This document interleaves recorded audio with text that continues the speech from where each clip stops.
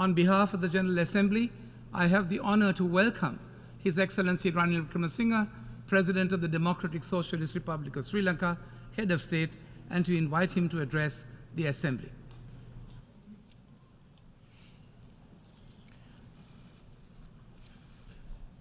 The Chairman of the General Assembly, His Excellency Dennis Francis, President of the General Assembly, Excellencies, ladies and gentlemen. I congratulate His Excellency Dennis Francis of Trinidad and Tobago on his election as the President of the 78th session of the United Nations General Assembly. I extend my sincere condolences to the victims and families of the natural disasters that hit Morocco and Libya in recent days. We stand in solidarity with our Moroccan and Libyan friends during this difficult time. Mr. President, rebuilding trust and reigniting solidarity is an appropriate point of departure not only for reflecting on the challenges before the multilaterals today, but also for reviewing developments in my own country, Sri Lanka, over the past year. At this time last year, amidst multiple global crises, Sri Lanka was experiencing its most challenging period in recent times, socially, economically, and politically, which had a devastating impact on people's lives. Even our democratic traditions were threatened by attempts to occupy our parliament and bring it to a halt.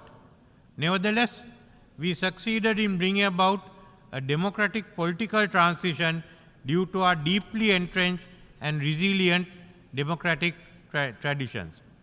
Restoring to the regraduation of Sri Lanka's economy, coupled with the gift of fertilizer from the United States government, which led to a bumper harvest, has assisted us in ensuring stability during that period. The reforms I have since initiated in the economic, financial, institutional, and reconciliation fronts have been directed on the one hand towards rebuilding trust and confidence between the people and the government, and on the other towards laying the foundation for economic stabilization and recovery. Sri Lankans are already witnessing the positive outcomes of these measures in their daily lives and the revival of confidence internally and externally in the progress of the country. It is my intention to lead the country towards sustainable and stable recovery and growth, which will benefit all segments of Sri Lankan society in all parts of the country, ensuring a future of peace, prosperity, and reconciliation for the present and future generations of women and men. In reaching this goal, we will be accompanied by the support, trust, and solidarity of our own people and of the international community. Mr. President, as we turn the corner towards the 80th anniversary of the UN and prepare for the Summit of the Future in 2024, we see the fragmented geopolitical landscape of a multipolar world where new centers of global power have emerged. Accompanying this systemic change are on one hand great expectations of development and human progress, with millions of people rising out of poverty to prosperity. On the other hand, we see a world where former big power rivalries and geopolitical tensions have reignited in open war, overlapping with new theaters of conflict and tension on land and in the oceans. Security alliances have expanded, and recent arrangements have been formed to deal with strategic threats, perceptions in old and new theaters of conflict. North-South divisions are widening with the digital divide, the financial and debt crisis, and the energy transition. Contrary to the promise of 2030, today we are seeing levels of poverty and hunger not witnessed in decades.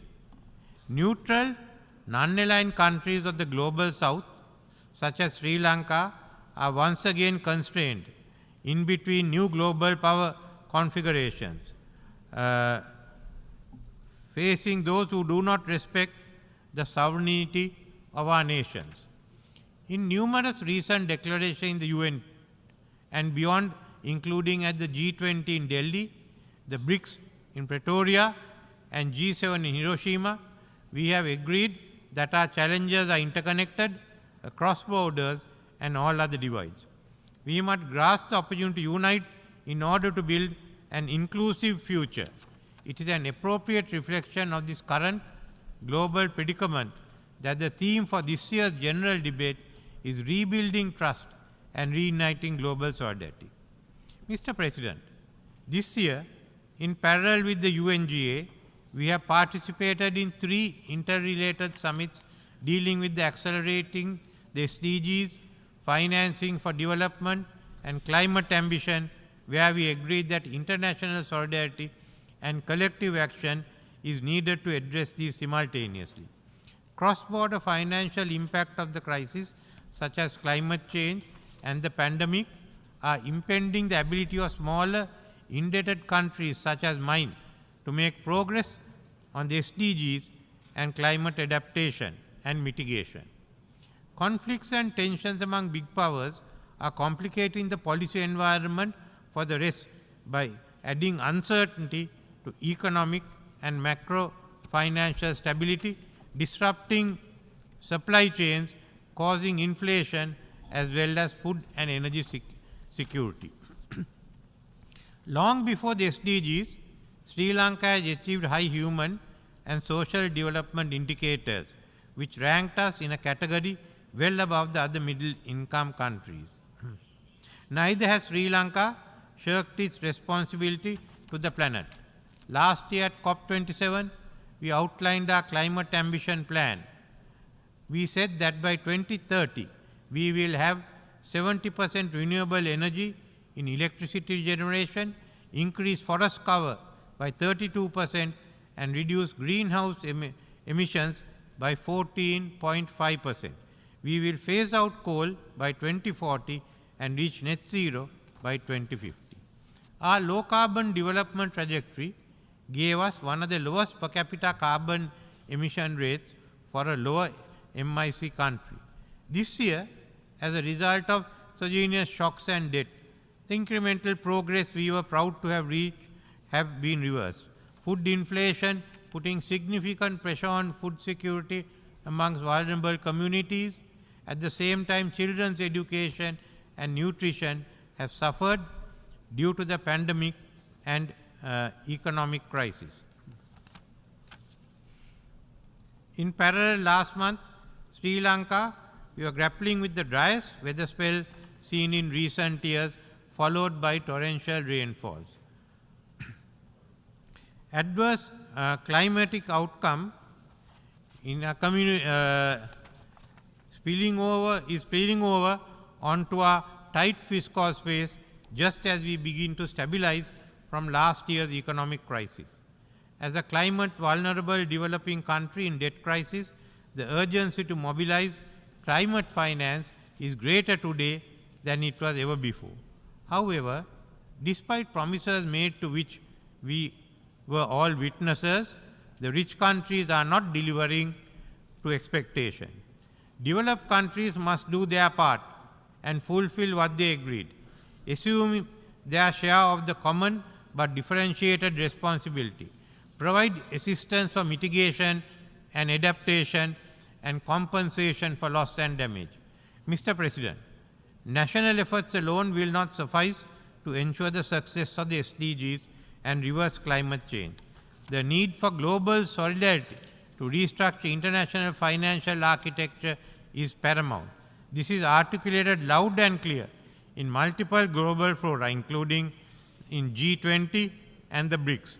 The Secretary General's SDG stimulus highlights the interconnections between the achievements of the SDGs, combating climate change, and the concrete interventions required by creditors, sovereign and private, as well as by IFS, including to mitigate the debt crisis. It is estimated that the 2008 financial crisis cost the US economy $4 trillion, Recent studies in US have stated that the impact of the pandemic on the US economy from 2020 to 2023 would reach $14 trillion. These numbers would more than double if the rest of the global economy is added. We have not faced an economic crisis of this magnitude any time before in our modern history.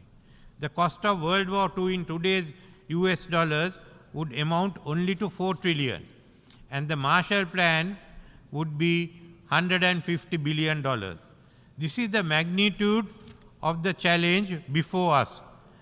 Therefore, if we are unable to restructure the global fiscal order, then certainly we will fail in the struggle to reverse climate change and achieve the SDG goals.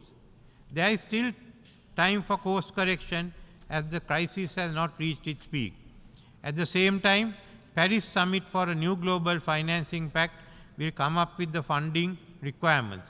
Therefore, the Summit for the Future should not be crafting new programs, but restructuring the present financial architecture to suit the needs of climate change and sustainable development. Mr. President, this must be the priority of the General Assembly. We cannot afford to allow divisions to drive focus away from this crisis. While key issues such as the Bridgetown Initiative and the necessity to address the debt of low-income countries are being discussed in this assembly, it's not commanding the attention it deserves. Unfortunately, the Security Council has failed to give priority to these connected issues of climate change, debt relief, and sustainable development. This impacts the future of the mankind. The survival of the planet must be our priority. We cannot afford to go into this war with a divided high command. The future of all species on the globe is dependent on our ability to put aside our rivalries until this crisis is solved. Multilateral machinery, which reflects the world of the past century, needs to be reformed to meet the challenges of the present and the future. A machinery which has failed to find a solution to the long-standing Palestine question. The composition of the Security Council must be expanded to be representative of current global diversity and decision-making. In parallel, the role of the UN General Assembly must be strengthened. We are asking that the permanent members engage in a credible dialogue which will lead to a unified approach to combat these threats ahead of the next sessions. I would like to repeat again, we are asking that the permanent members engage in a credible dialogue which will lead to a unified approach to combat these threats ahead of the next sessions. Mr. President, while we seek solidarity and financing to alleviate poverty and climate challenges, global military expenditure has risen today to a record level, reaching $2.24 trillion. This reflects the strategic trust deficit among the powerful key arms control framework which were instrumental in maintaining system stability in the past, which have collapsed. And nuclear conflict is once again under open discussion, potentially and apocalyptically triggered by autonomous controls. We urge restraint in the increase of military expenditure which leads to escalation of conflict. Developing countries have been the voice of sanity and reason in this regard for decades. In keeping with Sri Lanka's long-standing position, supportive of disarmament of the weapons of mass destruction and nuclear weapons, this year Sri Lanka ratified the Comprehensive Test Ban Treaty. Yesterday, we acceded to the Treaty on Prohibition of Nuclear Weapons. The war in Ukraine has far-reaching and severe financial and humanitarian repercussions on food, hunger and debt in all parts of the world, including Sri Lanka. It is recalled that the UN Charter vests on powerful states in the Security Council the responsibility to maintain international peace and security and to de-escalate rather than ignite conflict. We need to halt the momentum where this and other big power tensions are spilling over into established areas of international rules-based cooperation forged over decades of multilateral negotiation, ranging from international trade to ocean governance.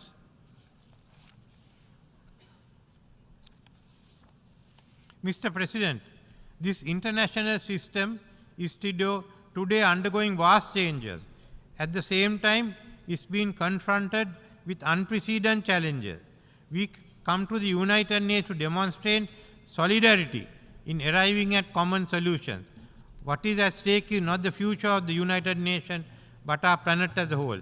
Member states will need to find new ways of working together despite increasing mistrust that has permeated international relations. We who have not been able to find a solution to the Palestinian question must now be able at least to find a solution to the questions which threaten the existence of the present global community. And this can be achieved through the willingness of the permanent members to work together in solidarity with the developing world. They must show the way. Thank you.